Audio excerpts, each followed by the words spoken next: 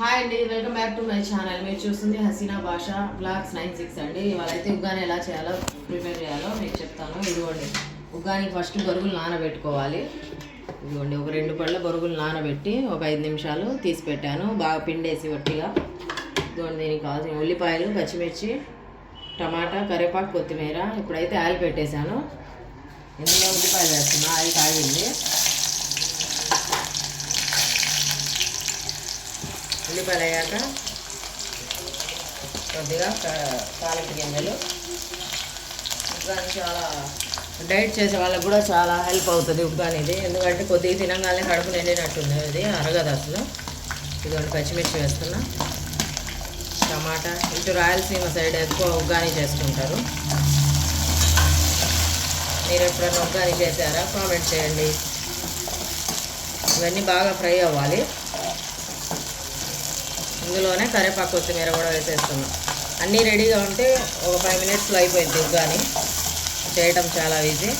దీంట్లోకి పప్పుల పొడి. ఇదిగోండి, ఈ పప్పుల పొడి పల్లీలు ఫ్రై చేసుకోవాలి. కొద్దిగా కొబ్బెర, చిన్నులపాయ, కారం వేసి మిక్సీ పట్టాను. ఇదైతే పప్పుల పొడి. ఇది ఉగ్గానిలో కావాలంటే వేసుకోవచ్చు, లేకపోలేదు. ఇది వేస్తే కొద్దిగా టేస్ట్ ఎక్కువ ఉంటుంది.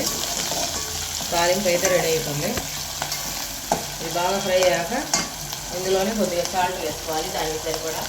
బొరుగుల్లోకి సాల్ట్ ఎక్కువ పట్టదు, చూసి వేసుకోవాలి. ఎందుకంటే పొడిలో కూడా ఉప్పు వేస్తాం కాబట్టి. ఇందులోనే కొద్దిగా పసుపు వేయాలి. కారం వేయకుండా ఒక పచ్చిమిరకాయలు కూడా వేసి చేసుకోవచ్చు ఉగ్గాని, బాగుంటుంది అట్లా కూడా. ఇప్పుడైతే కొద్దిగా కారం వేయాలి. దీంట్లో బజ్జీ కాంబినేషన్ అయితే బాగుంటుంది. బజ్జీ కూడా ఎలా వేసుకొని చూపిస్తాను మీకు. ఇదిగోండి, ఇప్పుడైతే తాలింపు రెడీ అయింది. బొరుగులు వేసేస్తున్నా. ఒక 5 మినిట్స్ నానబెట్టి తీసినాయి బొరుగులు. పడికి 2-3 తినొచ్చు. మీరు సరిపడా చేసి నానబెట్టుకొని చేసుకోవచ్చు. ఎక్కువ తినే వాళ్ళైతే పడికి 2 తింటారు. మామూలు కొద్ది తినే వాళ్ళైతే 3 తినొచ్చు. పడి అంటే అదే సేరు కూడా అంటారు, మేమైతే పడి అంటాం ఇక్కడ. బాగా కలుపుకోవాలి.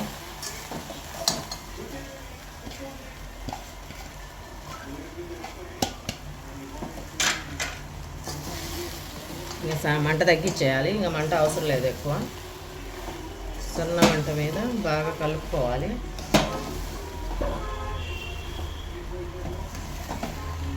ఇదిగోండి, పప్పుల పొడి ఇప్పుడు వేస్తున్నా లాస్ట్లో. ఇప్పుడు వేసుకోవచ్చు, లేకుంటే ఇలాగే దించేసి లాస్ట్లో తినేటప్పుడు సైడ్ పెట్టుకొని కొద్ది కలుపుకొని తినవచ్చు. బొరుగులు ఉగ్గాని అయితే ఇదిగోండి రెడీ అయిపోయింది. ఇంతే. ఇంకా దీంట్లోకి బజ్జీ వేద్దాం.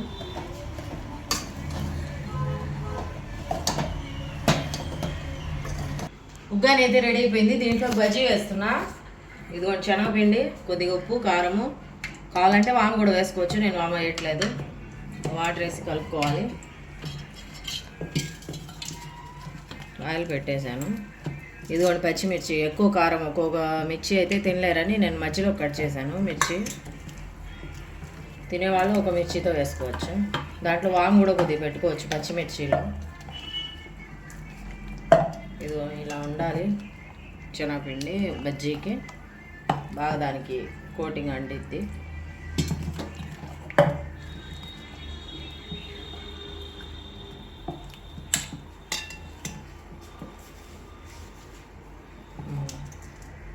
ఇదిగోండి మిర్చి. ఆయిల్ అయితే కాగింది. బజ్జీ అయితే వేస్తున్నాం.